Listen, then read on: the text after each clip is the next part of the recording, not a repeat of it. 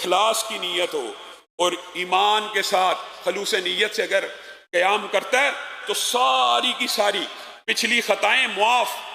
اب یہ جو جنت کے دروازے اللہ رب العزت نے کھولے ہیں، اس کے اندر باب صدقہ بھی ہے، باب جہاد بھی ہے، باب صلاۃ بھی ہے، باب بھی جنت کا ایک اس درجے کا دروازہ ہے۔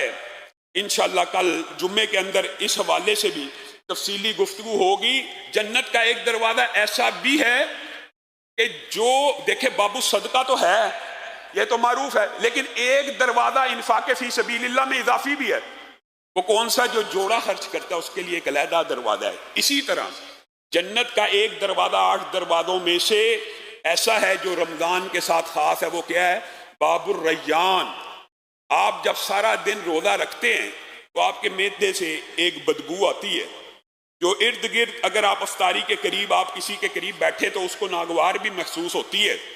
رسول اللہ صلی اللہ علیہ وسلم نے فرمایا اللہ کے لیے کھانا چھوڑا، معدے سے اٹھنے والی یہ جو بدبو ہے اللہ رب العزت کو اتنی پسند ہے جتنی تمہیں کستوری، بلکہ ایک مثال دے کے سمجھایا کہ تمہیں کستوری کی یا زعفران کی جتنی خوشبوئیں دنیا میں، ریح المسک ہے، سب سے زیادہ تمہیں اگر کستوری، مراد اس دور میں سب سے اچھی خوشبو تھی کستوری کی، لگتی ہے تو تمہیں کستوری جتنی پسند ہے اللہ رب العزت کو روزے دار کے منہ سے آنے والی بدبو اس سے بھی زیادہ پسند ہے۔